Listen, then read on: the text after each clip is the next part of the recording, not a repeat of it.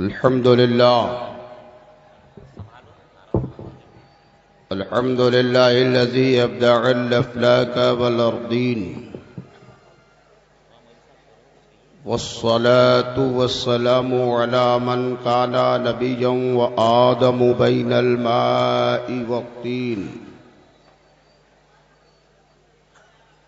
وعلى آله الطيبين الطاهرين، وأصحابه وعلماء ملته وشهداء محبته أجمعين. أما بعد، فأعوذ بالله من الشيطان الرجيم. بسم الله الرحمن الرحيم. يا أيها الذين آمنوا ادخلوا في السلم كافة. آمنت بالله صدق الله مولانا العظيم، وبلغنا رسوله النبي الكريم، ونحن على ذلك لمن الشاهدين والشاكرين، والحمد لله رب العالمين. منبر نور پہ جلوہ بار پیکر شعر و سخن فاضل جلیل مبلغ اسلام حضرت علامہ محمد عمر صاحب قبلہ و مفکر ملت حضرت علامہ فضل الرحمن صاحب قبلہ، امام مسجد لاٹ بنارس، استاذ القراء حضرت جناب قاری ساجد علی رحمانی، وہ دیگر ارباب فکر و فن و اصحاب شعر و سخن و احباب اہل سنن، السلام علیکم ورحمۃ اللہ وبرکاتہ. وعلیکم السلام ورحمۃ اللہ وبرکاتہ. یہ نوجوان بیٹھے ہیں ماشاءاللہ، بزم رسول میں آئے ہیں، انہیں یہ بھی پتہ نہیں ہے کہ کوئی ہمیں سلام کر رہا ہے یا نہیں. آپ اپنی بات چیت میں مگن رہیں گے تو سنہرا موقع ہاتھ سے نکل جائے گا. باتیں کرنے کے لیے تو گھر ہے آپ کا، آپ کو اور بھی وقت ہے، ٹائم ہے. اس وقت آپ بزم رسول میں آئے ہیں، آپسی طور پر سرگوشی اور آپسی گفت و شنید سے پرہیز کر کے توجہ اپنی ممبر کی طرف رکھیے. ماشاءاللہ آئیڈیل مسلم اکیڈمی کے نوجوان عہدیداران ممبران سب لائق صد مبارکباد ہیں کہ انہوں نے آج کی اس پرنور نورانی شب میں اپنے آقا کے حضور گلہائے عقیدت پیش کرنے کے لیے یہ بزم نور سجایا ہے، اور ایک کثیر مجمع ہے، دیوانوں کا ہجوم ہے، جمع غفیر ہے، نبی کے غلاموں کی بھیڑ ہے. آپ سب خوش نصیب ہو کہ بزم رسول میں آپ کو بیٹھنے کا موقع مل گیا ہے. اور یہ میرے آقا کا کرم ہے کہ اپنے ذکر پاک کی محفل میں آپ سب کو بلا لیا ہے. لہذا موقع کو قیمتی جانتے ہوئے پوری توجہ کے ساتھ بزم میں آپ بیٹھیں. میں نے آپ سب کی خدمت میں سلام سنت پیش کیا اور جواب دینے کے سلسلے میں صرف دو چار لوگوں نے، حالانکہ یہ کوئی نماز نہیں ہے کہ نماز کی حالت میں امام کی قرأت مقتدی کی قرأت ہو جائے. امام صاحب قرأت کریں، مقتدی خاموش رہے، نماز ہو جاتی ہے. یہ حصول نیاز کی محفل ہے. یہاں پہ ہر کسی کو خود ذمہ داری سنبھالنا ہے. جو میرے سلام کا جواب دے گا وہ مستحق ثواب ہوگا، اور جس نے انسنی کیا، جواب نہیں دیا، تو سمجھ لیجئے کہ وہ گنہگار ہوگا. اس لیے کہ سلام کا کرنا سنت ہے اور جواب کا دینا واجب ہے، آپ پر لازم ہے.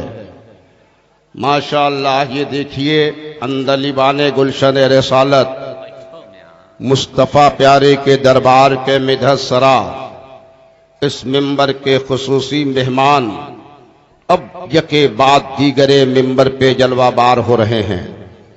ماشاءاللہ یہ بڑا ہی عظیم الشان پروگرام ہے، آل انڈیا نعتیہ مشاعرہ ہے۔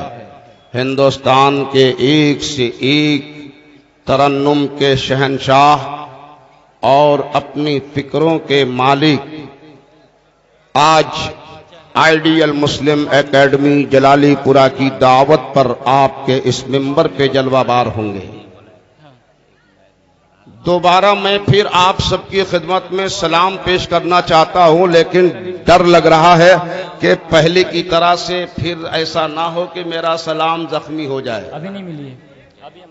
بولیے سلام کروں، استقبال کریں گے، جواب دیں گے۔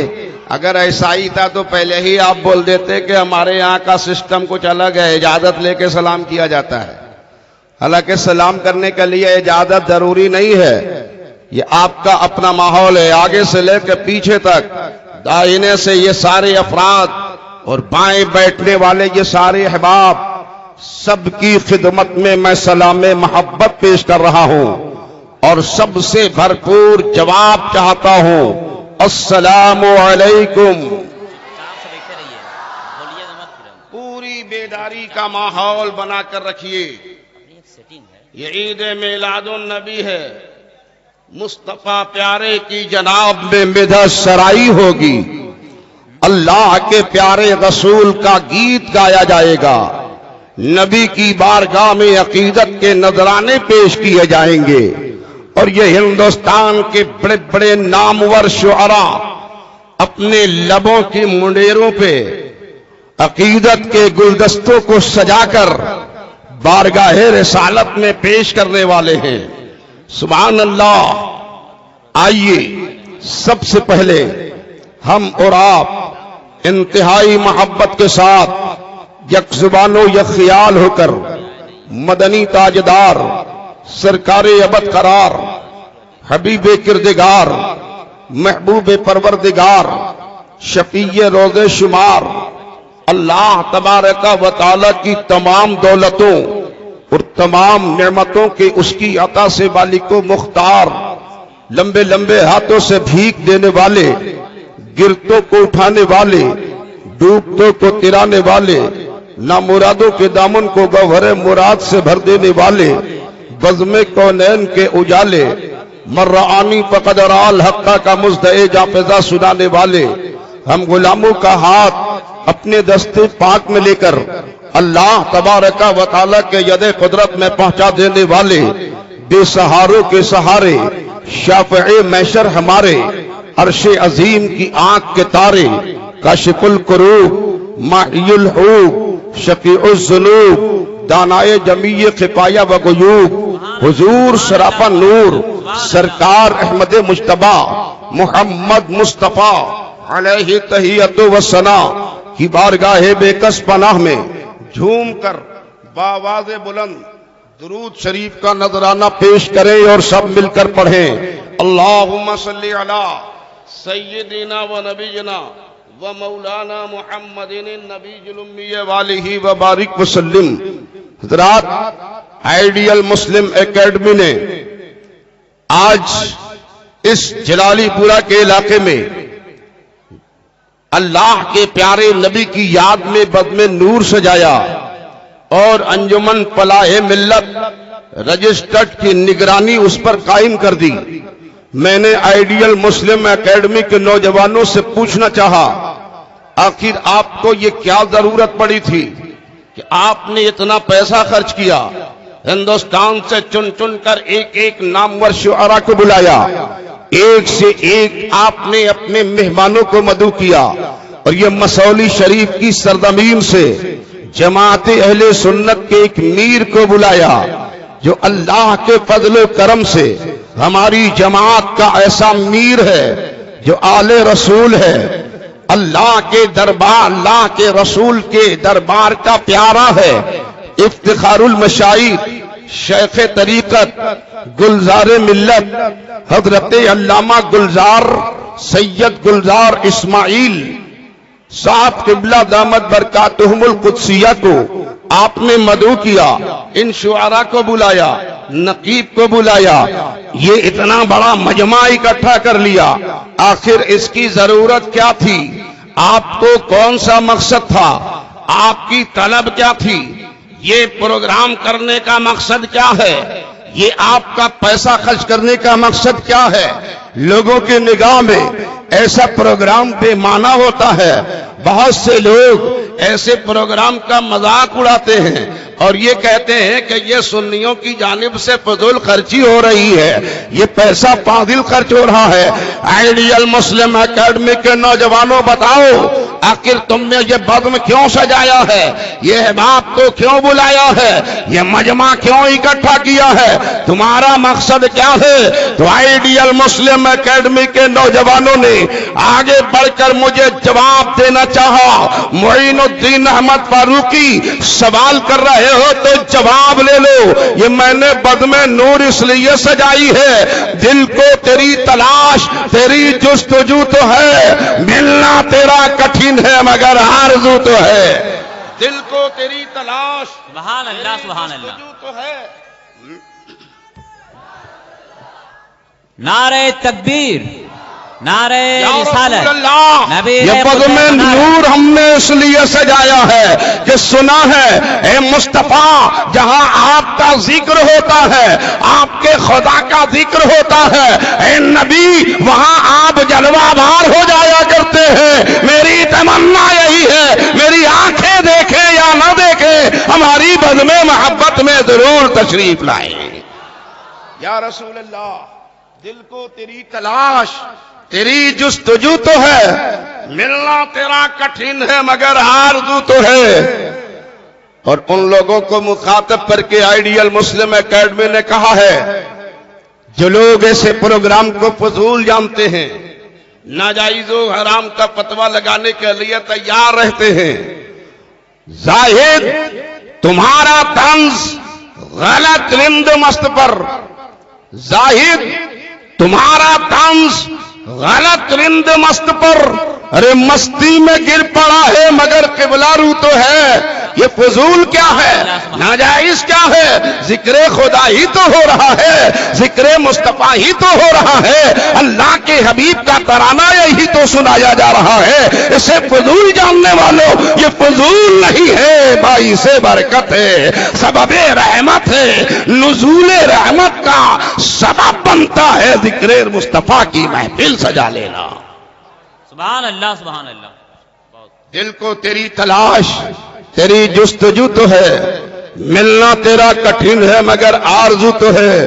اور اے دیکھنے والے مجھے ترچھی نظر نہ دیکھ، اے دیکھنے والے مجھے ترچھی نظر نہ دیکھ، دولت چلی گئی ہے مگر آبرو تو ہے، دولت چلی گئی ہے مگر آبرو تو ہے۔ زاہد تمہارا طنز غلط رند مست پر، ارے مستی میں گر پڑا ہے مگر قبلہ رو تو ہے۔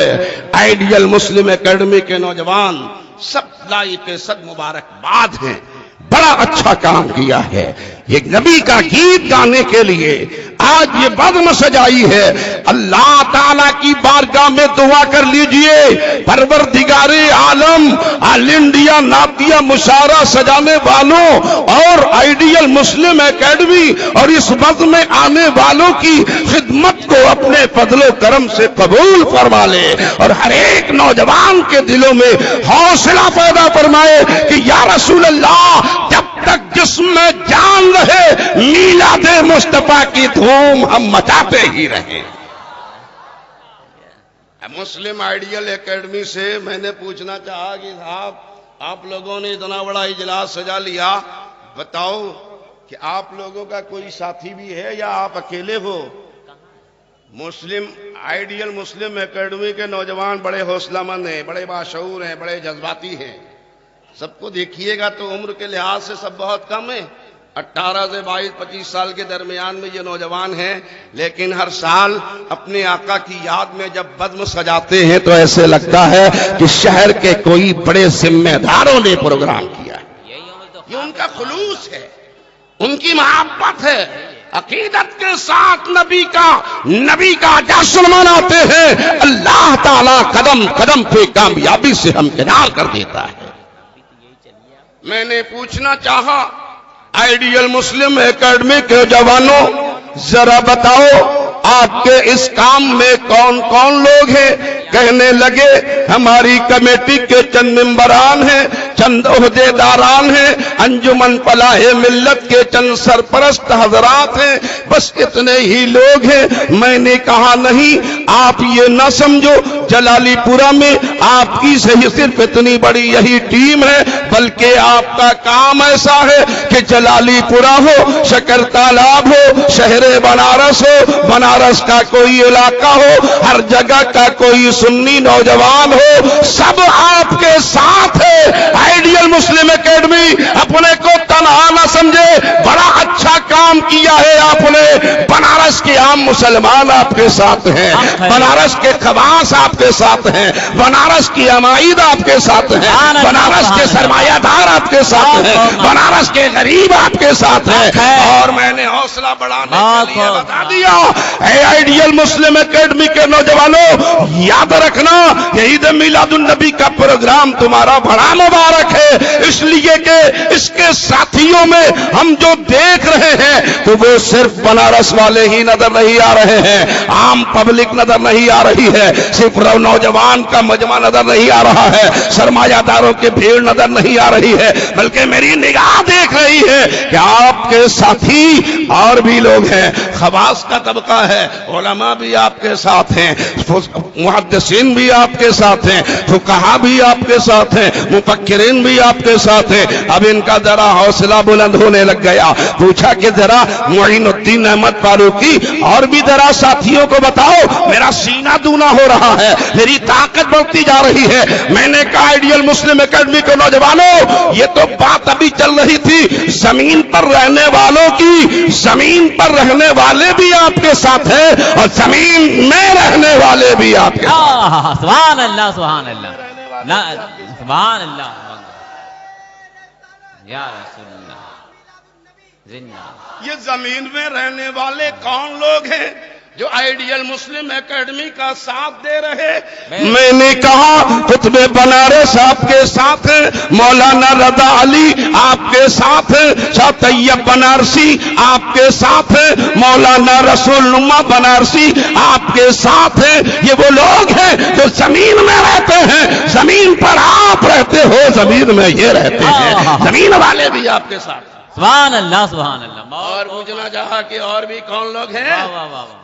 میں نے کہا ایک سلسلہ ہے لمبا، کام آپ کا اتنا اچھا ہے کہ بنارس سے لے کر بغداد تک آپ شمار کرتے جائیے، بنارس کے اولیاء آپ کے ساتھ ہیں، صلحاء آپ کے ساتھ ہیں، شہداء آپ کے ساتھ ہیں، نیکوکار آپ کے ساتھ ہیں، عبادت گزار آپ کے ساتھ ہیں، تقوی شعار آپ کے ساتھ ہیں، یہ سارے لوگ آپ کے ساتھ ہیں۔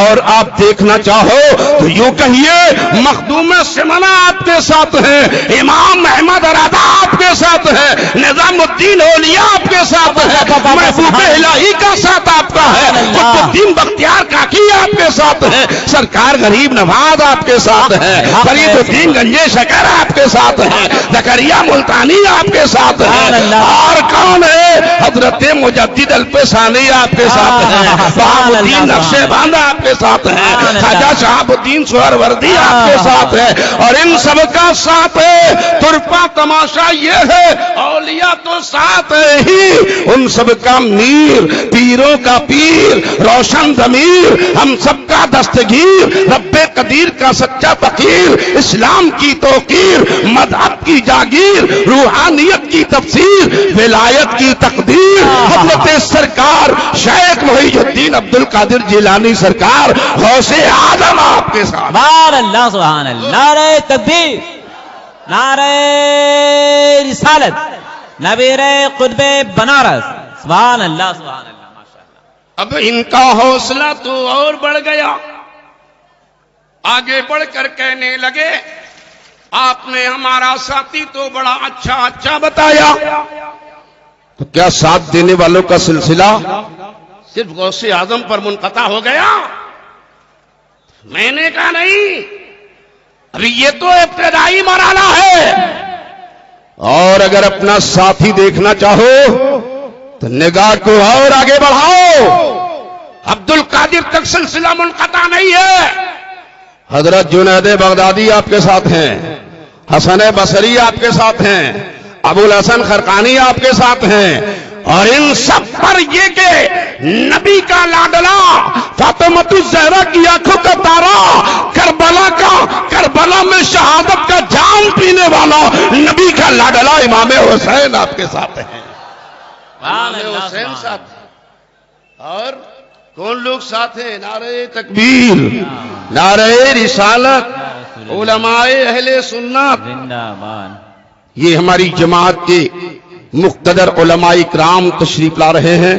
حضرت علامہ مفتی الحاج مفتی غلام احمد انور صاحب قبلہ تشریف لا رہے، حضرت علامہ مولانا انوار احمد صاحب قبلہ، اور یہ حضرت علامہ قاضی فضل احمد صاحب قبلہ۔ دیکھیے یکے بعد دیگرے آئیڈیل مسلم اکیڈمی کا ہم ساتھ بتا رہے تھے کہ کون لوگ ساتھی بنے ہوئے ہیں، یہ علماء آ کر بتا رہے ہیں جہاں سارے اولیاء ساتھ ہیں ہم بھی آئیڈیل مسلم اکیڈمی کے ساتھ ہی ہیں۔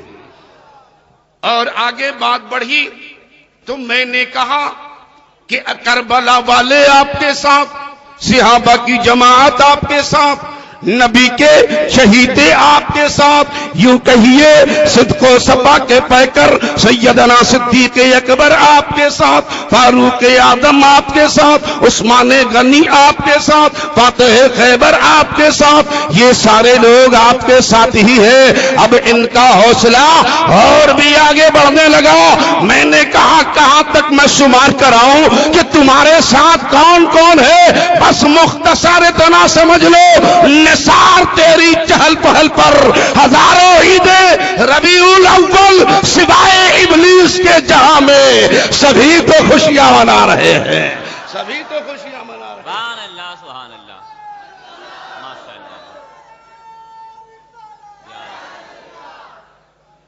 نثار تیری چہل پہل پر ہزاروں عیدیں ربیع الاول سوائے ابلیس کے جہاں میں سبھی تو خوشیاں منا رہے ہیں۔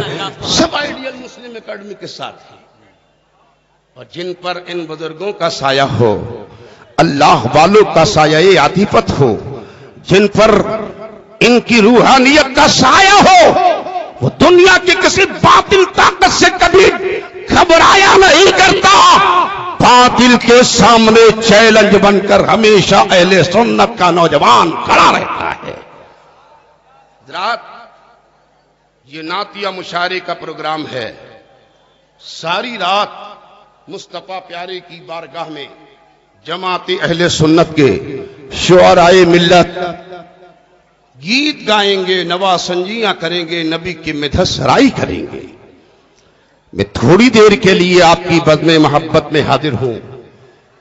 اس عظیم الشان عید میلاد النبی کہ اس سنہرے موقع پر جہاں ہم نے اتنا اچھا کام کیا ہے اور اتنی محنت کے ساتھ اپنے آقا کے نام یہ جشن سجایا ہے، اور پوری دنیا میں اللہ کے نیکوکار بندوں کی ہم نے حمایت حاصل کر لی ہے، وہیں ہم کو تھوڑی دیر کے لیے یہ بھی سوچنا ہے کہ جب سب ہمارے ساتھی ہیں تو ان کی آغوش محبت میں ہم چلے گئے ہیں، تو اب ہمیں اور آپ کو کرنا کیا ہے کہ ان بزرگوں نے ہمارے اچھے کاموں کی بنیاد پر اگر اپنی آغوش محبت میں ہمیں جگہ دے دی ہے تو کہیں ایسا نہ ہو کہ پھر وہ اس بابرکت آغوش سے ہم کو محروم کر دے۔ ہاں، کچھ ہمارے کردار، کچھ ہمارے اعمال، کچھ ہمارے افعال ایسے ہیں جس کی بنیاد پر ہم بزرگوں کی بارگاہ کے ناپسندیدہ بنے ہوئے ہیں۔ حضرات، آئیڈیل مسلم اکیڈمی کی طرف سے پیغام لے لیجئے۔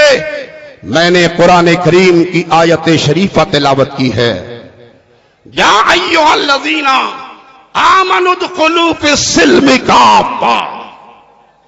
اللہ تعالیٰ نے ہمیں آپ کو روح زمین پر بسنے والے سارے صاحب ایمان کو یہ پیغام دیا ہے اے ایمان والو، اسلام میں کامل طریقے پر داخل ہو جاؤ۔ توجہ فرمائیے، آپس میں گفت و شنید مت کیجیے، ماحول خراب مت کیجیے، بڑا اچھا مجمع ہے، آپ اپنی بات کر کے اپنا وقت ضائع مت کیجیے۔ آئے ہیں بدم رسول میں تو جی لگا کر بیٹھیے، لمحہ لمحہ آپ کا نیکیوں میں شمار ہوگا۔ درود شریف پڑھ لیجیے بآواز بلند، اللہم صلی علی سیدنا و نبینا و مولانا محمد النبی الامی وآلہ وبارک وسلم۔ اللہ تعالیٰ نے روح زمین پر بسنے والے صاحب ایمان کو یہ پیغام دیا ہے، یہ دعوت دی ہے، اے ایمان والو اسلام میں کامل طریقے پر داخل ہو جاؤ، مکمل طریقے پر داخل ہو جاؤ۔ نعرہ تکبیر، نعرہ رسالت، حضرت علامہ الحاج مظفر الدین صاحب قبلہ، سبحان اللہ۔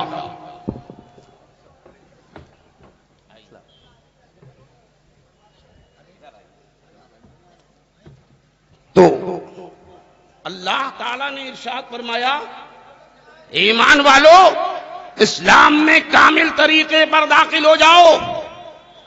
یہ کامل طریقے پر داخل ہونے کی اللہ تعالیٰ نے جو آپ کو دعوت دی ہے، اس کا مطلب ہی یہ سمجھ میں آتا ہے کہ آپ اپنے طور پر سمجھتے ہو کہ ہم مسلمان ہیں، صاحب ایمان ہیں، کلمہ پڑھ لیا ہم نے، خدا کی وحدانیت کا کلمہ پڑھ لیا ہم نے، رسول آدم کی رسالت کا، اللہ کی توحید کا پرچم لہرا دیا، نبی دو عالم کی رسالت کی ہم نے تصدیق کر دیا، اب ہم مسلمان ہو گئے۔ ہاں، کلمہ پڑھنے کی بنیاد پر یقیناً آپ مسلمان تو ہو گئے، لیکن ابھی کامل مسلمان بننا باقی ہے۔ یہ تو آپ نے اسلام کے رشتے سے اپنا تعلق مضبوط کیا ہے، اب آپ کو کچھ ایسا کام کرنا ہوگا، کچھ اپنا وہ کردار پیش کرنا ہوگا، کچھ آپ کو اپنی عملی دنیا اس طرح سے وسیع کرنا ہوگا کہ آپ کامل مسلمان ہو جائیں۔ رات میں آپ سے پوچھوں، آپ سب تو مسلمان ہیں نا؟ الحمدللہ ہم لوگ مسلمان ہیں، اور مسلمان کس بنیاد پر ہیں؟ اس لیے کہ ہم نے اللہ کی وحدانیت اور رسول آدم کی رسالت کا اقرار کیا ہے، کلمہ پڑھ لیا ہے، مسلمان ہو گئے ہیں۔ لیکن مسلمان ہونے کے بعد پھر ہمیں کرنا کیا ہے؟ کیا صرف کلمہ پڑھ لینا ہی کافی ہے؟ نہیں، بلکہ ایک کامل مسلمان بننے کے لیے اپنے نبی کے فرمان عالی شان کو قدم بقدم اپنی نگاہوں کے سامنے رکھنا ہے۔ جو نبی کے فرامین کے مطابق زندگی کا لمحہ لمحہ گزارتا ہے، یقیناً وہی کامل مسلمان بنتا ہے، اور جب کامل صاحب ایمان ہو جاتا ہے تو اللہ تعالیٰ اسے اپنا محبوب بنا لیتا ہے۔ آپ دیکھیے آج کیسے لوگ ہیں، کلمہ پڑھ لیا ہے، ٹوپی لگا لی، کسی نے ٹوپی بھی نہیں لگائی، آدھا زندگی گزار رہے ہیں، اپنے کو مسلمان کہتے ہیں۔ آپ ذرا اس آیت پاک کے تعلق سے آپ شان نزول دیکھیں تو آپ کو اندازہ ہو جائے گا کہ ہم کتنے مسلمان ہیں اور ہمیں کرنا کیا ہے۔ شان نزول اس آیت پاک کا کہ اللہ کے پیارے رسول نے جبل ابو قبیس کی چوٹی سے دعوت اسلام دیا، عام بندوں کو مصطفیٰ نے گمراہی کی عمیق کھائی سے نکال کر راہ صداقت بتایا، اللہ کی بارگاہ سے قریب کیا، انہیں دعوت دی اسلام کی۔ نبی نے جو دعوت پیش کیا، جو اہل ضرب تھے پیغمبر کی دعوت کو قبول کرتے کرتے آگے آتے رہے، قدم مصطفیٰ سے جڑتے رہے اور غلامی کا طوق اپنے گلے میں ڈالتے رہے، صاحب ایمان ہوتے رہے، کلمہ پڑھتے رہے، ایمان کا اجالا سینوں میں ان کے دیکھا جاتا رہا، ایک تعداد ہوتی گئی، جڑتے گئے، لوگ آتے گئے، اسلام کا بول بالا ہو رہا ہے، پیغمبر کی دعوت کے مطابق لوگ قدم مصطفیٰ میں آتے جا رہے ہیں۔ انہی میں ایک وہ بھی فرد ہے جو یہودی جماعت کا امیر ہے، اور یہودیوں کا ایک بڑا عالم ہے، یہودیوں کی نگاہ میں ایک معتبر اور معتمد شخص ہے، پوری یہودیت اس پر اعتماد کرتی ہے، اپنی جماعت کا مذہبی پیشوا ہے، مذہبی عالم ہے، نام ہے عبداللہ ابن سلام۔ عبداللہ ابن سلام کو ابھی دعوت پہنچی، پیغمبر کی صدا کانوں تک پہنچی، پرانی کتابوں کے عالم تھے، جانکار تھے، خوب جانتے تھے کہ بے شک یہ نبی برحق ہیں، نبی آخر الزماں آ گئے ہیں، یہ خاتم النبیین بن کر آ گئے ہیں، اب دنیا میں کوئی دوسرا نبی پیدا ہونے والا نہیں ہے، اور اب سے پہلے جتنے ادیان رہے ہیں، جتنے مذاہب رہے ہیں، سارے مذاہب منسوخ ہو چکے ہیں، اب اگر بول بالا ہوگا تو صرف مذہب اسلام کا ہوگا، تاکہ قیامت اللہ کی بارگاہ میں اگر کوئی دین پسندیدہ ہوگا تو بے شک وہ مذہب اسلامی ہی ہوگا جو میرے رب کو پسندیدہ ہوگا۔ حضرت عبداللہ ابن سلام جانتے ہیں کہ اللہ تعالیٰ نے ارشاد فرما دیا ہے، اے لوگوں سنو، یہودیت اب خاک میں ملا دی جائے گی، نصرانیت اپنی آخری سانس لیتی نظر آئے گی، اب دنیا میں کسی مذہب کو نہیں دیکھا جائے گا، اگر اللہ کے نزدیک کچھ وقات ہوگی تو صرف مذہب اسلام کی ہوگی۔ رب نے ارشاد فرما دیا ہے، ان الدین عند اللہ الاسلام، اللہ کے نزدیک تو پسندیدہ مذہب اسلامی ہے۔ عبداللہ ابن سلام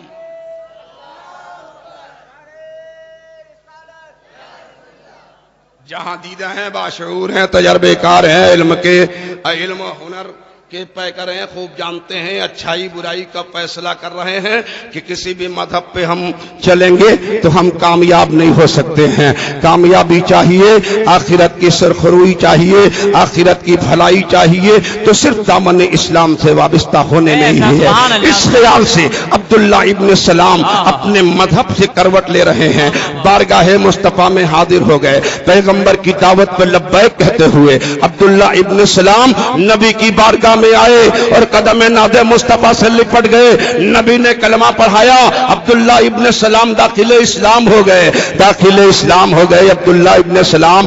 اب عبداللہ ابن سلام کو کرنا کیا ہے؟ عبداللہ ابن سلام خوب جانتے ہیں کہ اسلام میں نے قبول کر لیا ہے، اب اپنے تمام یہودیت کی قوانین کو مجھے یکسر چھوڑنا پڑے گا، اب اسلام کے قانون پہ عمل کرنا ہوگا، اسلامی لا کے مطابق زندگی گزارنا ہوگا، جو کچھ میرے مصطفیٰ کا فرمان ہوگا وہی مجھے کرنا ہوگا، اسلام میں آ گیا ہوں، اسلام کے قانون پر مجھے عمل کرنا ہوگا، لیکن اسلامی قانون پر عمل کرنے کے تعلق سے ایک مشکل تھی عبداللہ ابن سلام کے سامنے۔ وہ کیا مشکل ہے؟ عبداللہ ابن سلام یہودیوں کے عالم ہیں، اور یہودیوں کے یہاں اونٹ کا گوشت کھانا یہ ان کے نزدیک ان کی شریعت میں حرام ہے۔ عبداللہ ابن سلام نے زندگی میں کبھی اونٹ کا گوشت نہیں کھایا، خاندان قبیلے والوں نے نہیں کھایا، عزیزوں نے نہیں کھایا، دوستوں نے نہیں کھایا، رفقا نے نہیں کھایا، بچپن سے اس عالم میں آئے کبھی اونٹ کا گوشت نہیں کھایا، اب اسلام کی دنیا میں قدم رکھا ہے، یہاں پر اونٹ کا گوشت کھانا حرام نہیں ہے بلکہ اونٹ کا گوشت کھانا شریعت اسلامی میں حلال ہے۔ تو عبداللہ ابن سلام نے اپنے طور پر یہ فیصلہ کر لیا کہ ٹھیک ہے، اسلام کے سارے قانون پہ میں عمل کروں گا، نمازیں پڑھوں گا، روزہ رکھوں گا، حج کروں گا، زکات دیتا رہوں گا، اللہ کے نبی کا جو حکم ہوگا اس کی بجا آوری کرتا رہوں گا، ایک مسئلہ صرف اونٹ کے گوشت کا ہے تو سارا کام میں کرتا رہوں گا، لیکن صرف ایک گوشت کا مسئلہ ہے وہ میں نہیں کھاؤں گا، صرف اونٹ کا گوشت نہیں کھاؤں گا تو اس سے کیا بگڑنے والا ہے؟ میں سارا کام کروں گا، سب کچھ کروں گا، اونٹ کا گوشت ہے ہم کو پسند نہیں ہے، کبھی میں نے کھایا نہیں تو نہیں کھاؤں گا۔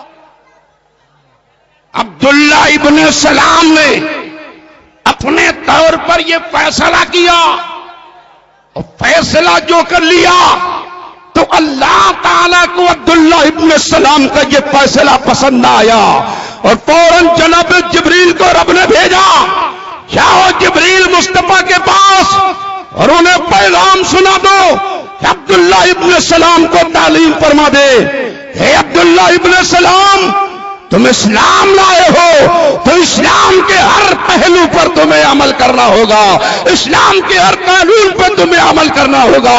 یا ایھا الذین آمنوا ادخلوا فی السلم کافہ، اسلام میں کامل طریقے پر داخل ہو جاؤ۔ یہودیت کی دنیا میں اونٹ کا گوشت کھانا حرام ہے، لیکن اب اسلام تم نے قبول کر لیا ہے، یہاں تو میرے مصطفیٰ کی مرضی چلے گی، جو نبی کی مرضی ہوگی اسی پر تمہاری رضا ہونا چاہیے۔ سبحان اللہ سبحان اللہ سبحان اللہ سبحان اللہ، بہت تمہاری مرضی کی باتیں نہیں ہوں گی۔ گویا کہ اللہ تعالی نے پوری دنیا کے صاحب ایمان کو یہ پیغام دیا ہے کہ اسلام میں آئے ہو تو کامل طریقے پر اسلام میں داخل ہو جاؤ، عملی زندگی کو وسیع کیا جائے، مصطفیٰ کے پیارے قانون پر عمل کیا جائے، پیشانی پہ سجدوں کی چمک لائی جائے، شریعت مطہرہ کی اطاعت گزاری کی جائے، اپنے کو ایک اچھا مسلمان بن کر اپنے معاشرے کو، اپنے سماج کو اسلامی بنا دیا جائے تو یقیناً رب کے فرمان پر ہمارا عمل ہو جائے گا۔ اسلام کیا ہے؟ آپ نے اسلام کی باتیں سنی ہیں، اسلام کے دامن سے آپ نے اپنا رشتہ قائم کیا ہے، دامن اسلام میں آپ کو جگہ ملی ہے۔ یہ اسلام ہے کیا؟ آئیے پیارے مصطفیٰ سے پوچھے، اے اللہ کے پیارے نبی یہ اسلام کیا ہے؟ بخاری شریف کے شروع میں ہی یہ حدیث ہے، اور مشکات شریف میں بھی کتاب الایمان الفصل الاول کی پہلی حدیث ہے۔ آپ دیکھیے میرے مصطفیٰ نے بتایا ہے کہ اسلام کیا ہے، اور نبی نے بتایا ہے کہ ایمان کیا ہے۔ ان عمر ابن الخطاب رضی اللہ تعالی عنہ، حضرت عمر ابن خطاب سے روایت ہے، قال بینما نحن عند رسول اللہ صلی اللہ تعالی علیہ وسلم، عمر ابن خطاب کہتے ہیں کہ ہم لوگ بارگاہ مصطفیٰ میں حاضر تھے، نبی کے دربار میں حاضر تھے، اور نحن بتا رہا ہے کہ بہت سارے لوگ تھے، ہم میں سے کئی لوگ تھے، یہ سب نبی کی بارگاہ میں غلامانہ حیثیت سے حاضر تھے، گویا یوں کہیے صحابہ کا مجمع تھا جو دربار رسالت میں حاضر تھا۔ عمر ابن خطاب کہتے ہیں کہ ہم لوگ بیٹھے ہوئے تھے کہ اس طلع رجل، کہ اسی میں اچانک ایک شخص ہم میں نمودار ہو گیا، وہ شخص آنے والا ایسا تھا کہ صحابی کہتے ہیں کہ ہم میں سے کوئی انہیں پہچانتا نہیں تھا، اور یہ کہ آنے والا بھی ایک ایسا شخص تھا کہ شدید و بیاض الثیاب، لباس اس کے نہایت سفید تھے، شدید و سواد الشعر، اور بال اس کے نہایت کالے تھے۔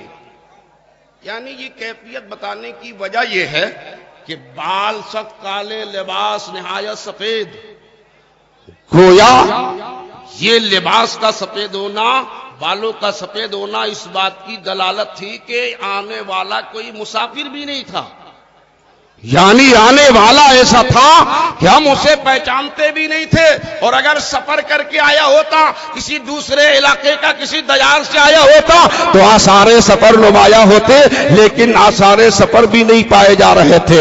وہ آنے والا آیا اور دربار رسالت میں حاضر ہو گیا۔ حدیث میں آتا ہے کہ اللہ کے نبی کے دربار میں وہ آیا، اور آتے ہی پیغمبر کے گھٹنے سے اپنے گھٹنے کو سامنے کر دیا، یعنی گھٹنا نبی کی طرف کر دیا، اور دونوں ہاتھوں کو اپنے زانو پہ رکھ لیا۔ یہ حیت کون سی ہے؟ یہ کیفیت آپ کو اندازہ ہوگا، گھٹنا سامنے کب ہوتا ہے، پیر پیچھے کب جاتا ہے؟ جب آدمی قاعدے میں بیٹھے، یعنی گھٹنے کو نبی کی طرف کر دیا۔ اس کا مطلب ہی یہ ہے کہ آنے والا بڑے ہی ادب کے ساتھ بیٹھا، اور اس طرح بیٹھا جیسے قاعدہ اولا میں یا قاعدہ اخیرہ میں حالت نماز میں مصلی بیٹھا کرتا ہے۔ توجہ فرمائیے گا، حالت نماز میں جیسے آپ بیٹھتے ہیں، کیسے بیٹھتے ہیں؟ گھٹنا سامنے کر دیتے ہیں، پاؤں پیچھے، ہاتھ دونوں زانوں پہ کر دیتے ہیں۔ یہ آپ اس انداز میں نماز کے اس انداز میں نماز کے عالم میں بیٹھا کرتے ہیں. بہت سے لوگ ہیں کہ ہم بارگاہ رسالت میں کھڑے ہو کر دست بستہ سلام کرتے ہیں, ہاتھ باندھ لیتے ہیں, تو وہ کہتے ہیں صاحب یہ تو غلط ہے, یہ تو شرک کی ایک علامت لگ رہی ہے کہ ہاتھ تو اللہ کی بارگاہ میں نماز کی حالت میں عبادت میں ہاتھ باندھ کر قیام کیا جاتا ہے. وہی حیت بندے کے سامنے پیش کر رہے ہیں. انہیں بتائیے کہ اگر قیام اگر ہاتھ باندھ کر کھڑے ہونا قیام کی طرح سے ہے تو قاعدے میں آنے والا جو بیٹھ رہا ہے یہ بھی تو نماز ہی کا قاعدہ ہے. گویا بیٹھنے والا دنیا والوں کو یہ پیغام دے رہا ہے یہ بارگاہ مصطفیٰ ہے, سنبھل کر آنا, اور جب بھی آنا تو دربار رسالت میں دو زانو ہو کر بیٹھنا, اسی انداز میں بیٹھنا جس انداز میں تم خصوصی عبادت میں بیٹھا کرتے ہو. سبحان اللہ سبحان اللہ سبحان اللہ سبحان اللہ. بیٹھ گیا,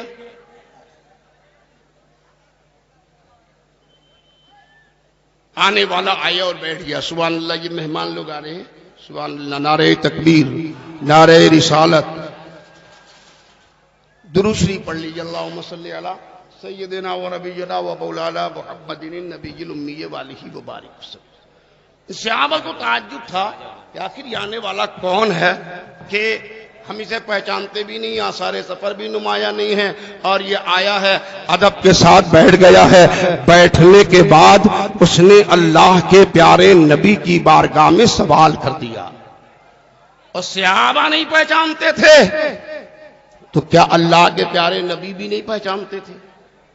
اگر اللہ کے پیارے رسول نہ پہچانتے ہوتے تو نبی آنے والے سے پوچھتے. قاعدہ یہی ہے, ضابطہ یہی ہے, کوئی اجنبی آ جائے جسے ہم پہچانتے نہ ہوں تو سب سے پہلے پوچھتے ہیں آپ کون ہو, کہاں سے آ رہے ہو, اور آپ کے آنے کا مقصد کیا ہے.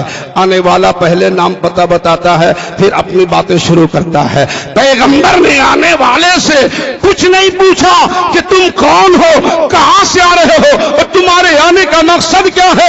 یہ نبی کا نہ پوچھنا اس بات کی واضح دلیل ہے صحابہ تو آنے والے کو نہیں جانتے ہیں, لیکن میرا مصطفیٰ خوب جانتا ہے کہ یہ آنے والا کون ہے, کہاں سے آ رہا ہے, اور اس کے آنے کا مقصد کیا ہے. ابھی تو نبی نے کچھ پوچھا ہی نہیں, اور آنے والے آئے پیغمبر کے دربار میں حاضر ہو کر. آنے والے نے کہا یا محمد اخبرنی عن الاسلام. اے محمد, یا محمد کہہ کر آنے والے نے پکارا. حالانکہ یا محمد کہہ کر میرے پیغمبر کو پکارنا منع ہے, خلاف ادب ہے. گویا اس وقت انہوں نے کہا تھا کہ جب یہ قانون نہ بنا ہو, یا یہ کہ ان پر وہ اس کے مکلف نہ ہو, جو بھی ہو, آج کے دور میں کوئی بھی اپنے نبی کو یا محمد کہہ کر نہیں پکار سکتا. رب قدیر نے نبی کی بارگاہ میں آواز دینے کا جو ضابطہ دیا ہے وہ یہ کہ انتہائی ادب سے پکارا کرو. جب بھی نبی کو پکارنا ہو تو یا نبی اللہ کہہ کر پکارو, یا رسول اللہ کہہ کر پکارو, یا حبیب اللہ کہہ کر پکارو, یا خاتم النبیین کہہ کر پکارو, یا رحمت للعالمین کہہ کر پکارو. کبھی یا محمد کہہ کر نہ پکارنا, اس لیے کہ اس میں بے ادبی ہے. نبی کا نام ہے, خدا نے رکھا ہے, لیکن میرے خدا نے کبھی اپنے مصطفیٰ کو یا محمد کہہ کر نہیں پکارا ہے, بلکہ جب پکارا ہے قرآن میں تو کہیں یاسین کہہ کر پکارا ہے, کہیں طٰہٰ کہہ کر پکارا ہے, کہیں مزمل کہہ کر پکارا ہے, کہیں مدثر کہہ کر پکارا ہے. اور بندگان نے خدا کو دعوت دی ہے مصطفیٰ کو جب بھی پکارنا تو ادب کے انداز میں پکارا. سبحان اللہ سبحان اللہ, بہت خوب ماشاء اللہ. نعرہ تکبیر, نعرہ رسالت, سبحان اللہ سبحان اللہ. آنے والے نے بارگاہ رسالت میں عرض کیا اخبرنی عن الاسلام. اے نبی ہمیں اسلام کے بارے میں بتائیے, اسلام کیا ہے. آپ نے بھی کلمہ پڑھ لیا ہے, ٹوپی لگا لی ہے, اپنے کو مسلمان کہتے ہو, لیکن اسلام کا مطلب کیا ہے دربار مصطفیٰ سے معلوم کیجیے. آنے والے نے پوچھا کہ اسلام کیا ہے. اللہ کے پیارے رسول نے جواب عطا فرمایا ان تشہد لا الہ الا اللہ واشهد ان محمد رسول اللہ۔ نبی نے فرمایا اسلام کیا ہے؟ سوال کے جواب میں نبی نے فرمایا اسلام یہ ہے کہ اللہ کے سوا کوئی معبود نہیں، اس کی گواہی دینا، اور محمد صلی اللہ تعالی علیہ وسلم اس کے بندے اور رسول ہیں، اس کی گواہی دینا۔ اور آگے پیغمبر نے فرمایا اسلام کیا ہے؟ یعنی یوں کہیے کلمہ شہادت کا پڑھنا ہے، اور پھر نبی فرماتے ہیں نماز کا قائم کرنا، زکوٰۃ دینا، اور رمضان کا روزہ رکھنا، اور استطاعت ہونے پر حج بیت اللہ کا کرنا، یہ اسلام ہے۔ اب مسلمان اپنے طور پر جائزہ لے کہ کون کیسا کس معیار کا مسلمان ہے۔ کامل مسلمان ہونے کے لیے ضروری یہ ہے کہ نماز کا پابند رہے، روزے کا پابند رہے، زکوٰۃ کی ادائیگی کرتا ہو، اللہ کے فرامین پہ عمل کرتا ہو، یقیناً وہی مسلمان ہے، کامل مسلمان وہی ہے۔ آنے والے نے سن لیا، سننے کے بعد راوی کہتے ہیں کہ پیغمبر نے بتایا کہ اسلام یہ ہے، اس نے کہا صدقتا۔ صحابہ کہتے ہیں، راوی کہتے ہیں ہم لوگوں کو تعجب ہو گیا کہ یہ عجب آدمی ہے، آنے والا سائل بن کر آیا، سوال بھی کر رہا ہے، اور سوال کے بعد جب نبی نے بتایا تو تصدیق بھی کر رہا ہے۔ تصدیق کب کی جاتی ہے؟ تصدیق جب کی جاتی ہے کہ یعنی پہلے سے اس کے علم میں ہو۔ جو باتیں پہلے سے معلوم ہوتی ہیں آدمی سنتا ہے تو بلا جھجک اس کی تصدیق کر دیتا ہے، جو باتیں علم میں نہیں رہتی تو آدمی فوراً تصدیق نہیں کرتا۔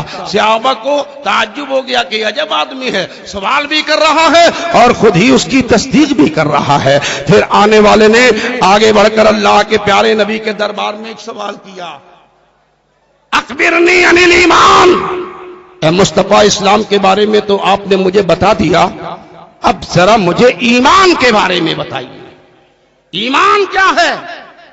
پیغمبر سے پوچھا اخبرنی عن الایمان، نبی نے جواب عطا فرمایا، پیغمبر نے فرمایا ان تؤمن باللہ وملائکتہ وکتبہ ورسلہ والیوم الآخر والقدر خیرہ وشرہ۔ نبی نے فرمایا ایمان یہ ہے کہ اللہ کی وحدانیت کا اقرار کر لیا جائے، اس کے فرشتوں کو مان لیا جائے، ان کے رسولوں کو مان لیا جائے، اس کی کتابوں کی تصدیق کر لی جائے، اور یوم آخرت کو مانا جائے، تقدیر کے خیر و شر پر ایمان رکھا جائے، یہ ایمان ہے۔ یعنی مطلب یہ ہوا کہ ان میں سے اگر کسی چیز کا بھی کوئی منکر ہو جائے تو منکر اگر ہو جائے گا تو کلمہ زندگی بھر پڑھتا رہے۔ ان میں سے کسی چیز کا منکر ہو جائے، علماء تشریف فرما ہے مدرسہ عربیہ مدینۃ العلوم کے مفتی حضرت علامہ مفتی غلام احمد انور صاحب قبلہ اور جامعہ کے شیخ الحدیث حضرت علامہ مظفر الدین صاحب قبلہ و دیگر مایہ ناد علماء کا ازدحام ہے، جلوہ دار ہے۔ آپ پوچھئے ان میں سے کسی ایک کا بھی اگر کوئی انکار کر دے تو وہ مومن نہیں رہ سکتا، مسلم نہیں رہ سکتا، دائرہ اسلام سے خارج کر دیا جائے۔ بے شک بے شک۔ یعنی کوئی کہے کلمہ تو پڑھتا ہو لیکن یہ کہ میں جنت کو نہیں مانتا، میں دوزخ کو نہیں مانتا، جیسے کچھ لوگ ہیں کہ انہوں نے کہہ دیا جنت کوئی چیز نہیں ہے، جہنم کوئی چیز نہیں ہے، یہ تو صرف بندوں کو ترغیب دینے کے لیے، عبادت سے قریب کرنے کے لیے ایک لفظ کا سہارا لے لیا گیا ہے، اور برائی سے بچانے کے لیے ایک لفظ کا سہارا لے کر ترغیب کی جاتی ہے۔ لیکن کسی چیز کا بھی اگر کوئی منکر ہو جائے تو اسلام کے دائرے سے خارج ہو جائے گا۔ جس طرح سے جنت کا منکر، جہنم کا منکر، قیامت کے دن کا منکر، تقدیر کے خیر و شر کا منکر، اسلام کی ضروریات میں سے کسی ایک کا بھی منکر دائرہ اسلام سے خارج ہو جاتا ہے، ایسے ہی اقرار کیا ہے اللہ کی وحدانیت کا، اس کے رسول کی رسالت کا، تو رسول کو ماننے کا مطلب یہ ہوگا رسول کو اللہ نے جتنے اختیارات دیے ہیں، جتنے کمالات دیے ہیں، جتنی رفعتیں دی ہیں، جتنی فضیلتیں دی ہیں، جتنا نبی نے انہیں نوازا ہے، ساری صفتوں کے ساتھ رسول کو مانا جائے۔ سبحان اللہ سبحان ان اللہ. میں سے کوئی کہے رسول کو ہم مانتے ہیں داو لیکن عالم غیب نہیں مانتے، رسول تو ہم انہیں مانتے ہیں داو لیکن مختار کائنات نہیں مانتے، رسول تو ہم انہیں مانتے ہیں لیکن صرف اللہ کا سفیر اور ایلچی کا درجہ سمجھتے ہیں. یاد رکھنا ایسے بدعقیدوں کو بتا دیجئے نبی اور رسول کی شان میں ان کی صفتوں کا انکار کرنے والے تم دائرہ اسلام سے خارج ہو جاؤ گے. سچی طور پر مسلمان وہی کہلائے گا جو اپنے رسول کو ایسا رسول مانتا ہو جیسا رسول رب نے بنا کر بھیجا ہے. رب نے اپنے نبی کو نبیوں کا امام بنایا ہے، رسولوں کا پیشوا بنایا ہے، کائنات کا مختار بنایا ہے، دونوں عالم کا اختیار دیا ہے. رب نے اپنا محبوب آدم بنایا ہے، انہیں عالم غیب بنایا ہے، رب نے انہیں دونوں عالم کا سردار بنایا ہے. اس طرح سے مانا جائے. اور اس طرح سے ماننے والا کون ہے؟ الحمدللہ صرف اہل سنت و جماعت ہی ہے. بے شک. سمجھ گئے؟ اپنے قسمت پہ ناز کیجئے. ہم ہی وہ ہیں کہ اپنے رسول کو ایسے ہی مانتے ہیں جیسے غوث آدم نے مانا ہے، جیسے امام آدم نے مانا ہے، جیسے امام شافعی نے مانا ہے، جیسے امام احمد ابن حنبل نے مانا ہے، جیسے امام مالک نے مانا ہے، لب کے محبوب بندوں نے جیسے مانا ہے، جیسے نبی کو صدیق اکبر نے مانا ہے، فاروق اعظم نے مانا ہے، عثمان غنی نے مانا ہے، فتح خیبر نے مانا ہے، صحابہ نے مانا ہے. الحمدللہ دنیا اسلام میں اہل سنت و جماعت وہ مذہب معصب ہے کہ اسی طریقے کے مطابق آج بھی اپنے مصطفیٰ کو مانتا ہے. سبحان اللہ سبحان اللہ. اور جو اس طریقے سے مانے اسی کو مسلک اعلی حضرت کا عامل کہتے ہیں. بے شک. جی لوگ کہتے ہیں نا فتنے میں ڈالنے کے لیے، نوجوانوں کو گمراہ کرنے کے لیے، راہ ہدایت سے ہٹانے کے لیے، ہم مسلک تو صرف 4 ہی تھا، یہ 5واں کہاں سے آ گیا؟ اس طرح کا سوال کر کے ناشنا لوگوں کو چاہتے ہیں کہ راہ صداقت سے بھٹکا دیا جائے. 5واں مسلک نام دینے والوں یہی وہ مسلک ہے جس میں امام آدم کا مسلک ہے، جس میں امام شافعی کا مسلک ہے، جس میں امام احمد ابن حنبل کا مسلک ہے، جس میں امام مالک کا مسلک ہے، جس میں غوث آدم کا مسلک ہے، جس میں غریب نواز کا مسلک ہے، جس میں مجدد الفسانی کا مسلک ہے، جس میں اولیاء دین کا مسلک ہے. ان سارے بزرگوں کے مسلکوں کو اکٹھا کر کے ایک مسلک بنایا گیا ہے جس مسلک کا نام مسلک اعلی حضرت ہے. اس مسلک کو جب آپ دیکھو گے تو یہاں غوث آدم کی جلوہ باری نظر آئے گی، امام آدم کی کرامت نظر آئے گی، مجدد الفسانی کی روحانیت نظر آئے گی. یہی وہ مسلک اعلی حضرت ہے جہاں صدیق اکبر کی شان صدیقی نظر آتی ہے، عثمان غنی کی شان سخاوت نظر آتی ہے، فتح خیبر کی شان شجاعت نظر آتی ہے. یہی وہ مسلک اعلی حضرت ہے جو دنیا میں کامیابی کی انسان کو دعوت دیتا ہے اور آخرت میں سرخروئی کی ضمانت عطا کرتا ہے. سبحان اللہ سبحان اللہ. سبحان اللہ اعلی سبحان حضرت اللہ. ہم نے اپنے بزرگوں کے بتائے ہوئے ضابطے کا نام کیوں رکھا ہے؟ اس لیے کہ امام آدم کا سہارا لے کر، ان کے نام کا سہارا لے کر بہت سے لوگ ہیں جو اپنے کو حنفی کہتے ہیں، امام آدم کا پیروکار کہتے ہیں، اور اس کے بعد حالت یہ ہے کہ معاذ اللہ میرے مصطفیٰ کے تعلق سے طرح طرح کی باتیں. اس پاکیزہ بد میں ان باتوں کی طرف میں جانا نہیں چاہوں گا چونکہ وقت انتہائی مختصر ہے. نعتیہ مشاعرے کا پروگرام ہے اور شعراء بھی یکے بعد دیگرے ممبر پہ آتے جا رہے ہیں. میرے خیال سے بات میری کچھ لمبی ہو رہی ہے، آخری مرحلے سے گزر رہا ہوں کہ اللہ تعالیٰ نے ہمیں اور آپ کو یہ دعوت دی ہے، یا ایھا الذین آمنوا ادخلوا فی السلم کافۃ، اے ایمان والو تم اسلام میں کامل طریقے پر داخل ہو جاؤ. کامل طریقے پر داخل ہونے کا مطلب کیا ہے؟ تو وہ حدیث کی باتیں کچھ رہ گئیں. میں عرض کر رہا تھا کہ اللہ کے پیارے نبی نے سے آنے والے نے پوچھا کہ ایمان کیا ہے؟ نبی نے ایمان کے بارے میں بتا دیا. پھر آنے والے نے بارگاہ رسالت میں عرض کیا اخبرنی عن الاحسان، اے مصطفیٰ مجھے اخلاص کے بارے میں بتائیے. احسان بمانے اخلاص. اخلاص کیا ہے؟ اخلاص کے بارے میں بتائیے. اللہ کے پیارے رسول نے اخلاص کے بارے میں یہ تعلیم فرمائی کہ اللہ کی عبادت ایسے کرنا جیسے خدا کو دیکھ رہا ہے. یہ اخلاص ہے. اللہ کی عبادت بندہ ایسے کرے جیسے اپنے خدا کو دیکھ رہا ہے. اور اگر یہ ممکن نہ ہو تو کم از کم یہ گمان رکھے کہ اللہ تعالی ہمیں دیکھ رہا ہے. جانتے ہیں اللہ کے پیارے رسول نے یہ وہ نسخہ کیمیا عطا فرمایا ہے کہ صرف بندہ اپنا اتنا سا ذہن بنا لے تو اس کی نماز کامل ہو جائے.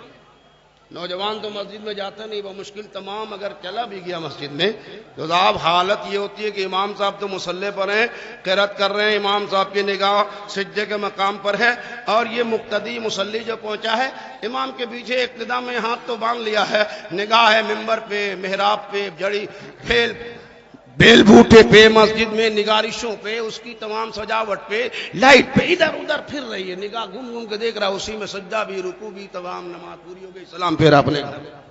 ایسی نماز پڑھی جاتی. ایک مسجد میں امام صاحب رمضان شریف میں حافظ صاحب آئے، صاحب 5 پارہ ایک دن میں پڑھایا، 20 رکعت پوری کر دی. دوسرے دن آئے 5 پارہ پڑھایا، 20 رکعت پوری کر دی. تیسرے دن بھی 5 پارہ پڑھا اور نماز مکمل کر لی. چوتھے دن پھر امام صاحب آئے اور 20 پارہ 20 رکعتیں انہوں نے پڑھی، 5 پارہ سنایا. اور جب نماز پوری ہو گئی، سلام پھیر لیا تو مصلی میں سے ایک صاحب کھڑے ہو گئے اور کہنے لگے صاحب حافظ صاحب، امام صاحب آپ نے 5 پارہ پورا نہیں کیا، کچھ آپ سے چھوٹ گیا. یہ بیچارے چوکے. حافظ لوگ جانتے ہیں تو آپ کتنی محنت کرتے ہیں، پورے سال قرآن کا دور کرتے ہیں، رمضان شریف میں پورا دن وہ پڑھتے رہتے ہیں، تو کہیں جا کر مصلی پر سناتے ہیں. اور مصلی لوگ کو اعتراض کرنے میں، بات اٹھانے میں دیر نہیں لگتی. کتنی محنت سے حافظ سنا رہا ہے.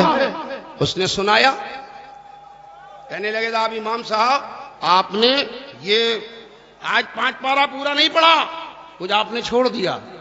یہ بیچارے شش و پنج میں پڑ گئے، سوچنے لگے کیا ماجرا ہو سکتا ہے، پڑھنے کے دوران کچھ بھول گئے ہوں.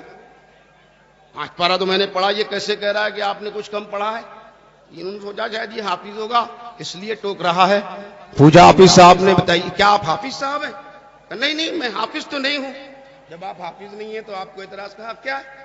ویسے آپ نے سمجھ لیا کہ میں نے کچھ چھوڑ دیا. یہ بولے کہ جناب بات یہ ہے کل پرسوں نرسوں آپ نے جو پڑھا 5 پارہ آپ نے پڑھا 20 رکعت پوری کی. میں پورے دن بھر میں اپنی دکانداری کا حساب کر رہا تھا، میرا حساب مکمل ہو گیا اور آج میرا حساب باقی رہ گیا. آپ کی نماز پوری ہو گئی تو میں نے سمجھ لیا آپ نے کچھ کم پڑھا. رات ہنسنے کا مقام نہیں ہے، عبادت کا ڈھنگ سیکھیے مصطفیٰ کے دربار سے. نبی نے فرمایا ہے عبادت ایسے کرو، نماز ایسے پڑھو کہ تم خدا کو دیکھ رہے ہو. یہ نہ ہو سکے تو یہ خیال رکھو کہ خدا ہمیں دیکھ رہا ہے. اور یہ بات جب آپ کے دل و فکر میں بس جائے گی تو یقیناً دنیا کے سارے خیالات فاسدہ سے آپ کی نماز پاکیزہ ہو جائے گی.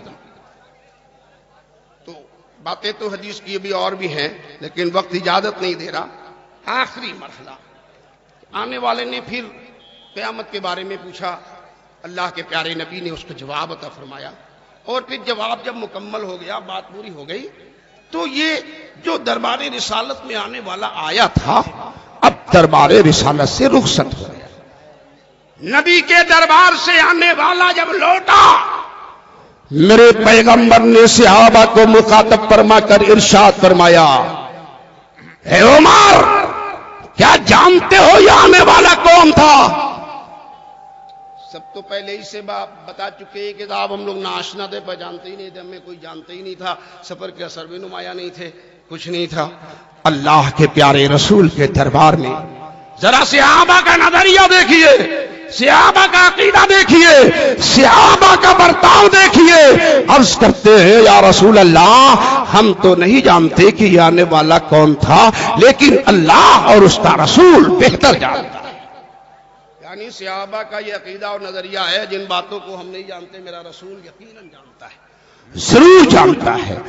اور جب کہہ دیا کہ نبی آپ جانتے ہیں، آپ کا خدا جانتا ہے، تو مصطفیٰ نے ارشاد فرمایا اے صحابہ، یہ نظریہ رکھنے والوں، بے شک تم درست ہو. اگر تم نے نظریہ رکھا ہے کہ تمہارا نبی جانتا ہے تو بے شک تمہارا نبی جانتا ہے. آنے والا یہ کون ہے؟ مصطفیٰ بتا رہے ہیں یہ آنے والے جناب جبرائیل تھے، اور یہ آئے تھے تمہیں تمہارا دین سکھانے کے لیے. سبحان اللہ سبحان اللہ سبحان اللہ. سوال پیدا ہوتا ہے، دین سکھانے کے لیے آئے تھے، نبی نے فرمایا یہ جبریل امین تھے. اگر دین سکھانے کے لیے جبریل امین آئے تھے تو جبریل امین کو چاہیے تھا کہ اسی بدن میں کھڑے ہو جاتے اور لوگوں کو مخاطب کرتے، نبی کے صحابہ کو مخاطب کر کے ارشاد فرما دیتے کہ اے لوگوں، دین کی باتیں سکھانے آیا ہوں، ذرا دین کی باتیں سن لو. اسلام یہ ہے اور ایمان یہ ہے، اخلاص یہ ہے. لیکن آنے والے نے عام لوگوں سے خطاب نہیں کیا، نبی کی بارگاہ میں سائلانہ حیثیت سے حاضر ہوا، سوال کیا مصطفیٰ سے، نبی سے جواب چاہا. ایسا کیوں؟ اس لیے کہ اللہ تعالیٰ کو یہ پسند ہے. ہے مصطفیٰ، میرے بندوں کے درمیان قانون وہی بنے گا جو تمہاری زبان سے نکلے. تمہاری زبان سے نکلنے والے کو رب پسند کرتا ہے. اس لیے جبریل سوال کریں گے، مصطفیٰ تم جواب دو گے. رات اسلام میں کامل طور پہ داخل ہو جائیے، عمل کی دنیا وسیع کیجیے، نماز کی پابندی کیجیے، اسلامی ماحول بنائیے. مغربی تہذیب کے دل دادا افراد کو پیغام دینا چاہوں گا، غیروں کی تہذیب و تمدن کے دیوانوں، اسلامی تہذیب کو سینے سے لگا لو. دنیا تمہاری آباد ہو جائے گی، آخرت تمہاری سنورتی جائے گی، اور معاشرے میں تمہارا وقار بلند ہو جائے گا. یا ایھا الذین آمنوا ادخلوا فی السلم کافہ، اے ایمان والو اسلام میں کامل طریقے پر داخل ہو جاؤ. طوفان نوح لانے سے اے چشم فائدہ، دو اشک ہی بہت ہیں. اگر کچھ اثر کریں انداز بیاں، گرچہ بہت شوق نہیں ہے، شاید کہ اتر جائے تیرے دل میں میری بات. برگے ہے نا پہ لکھتا ہوں درد دل کی بات، شاید کہ رفتہ رفتہ لگے دل ربا کے ہاتھ. وآخر دعوانا ان الحمدللہ رب العالمین. سبحان اللہ سمجھ لیجیے مثلا بہت خوب ماشاء اللہ. سبحان اللہ.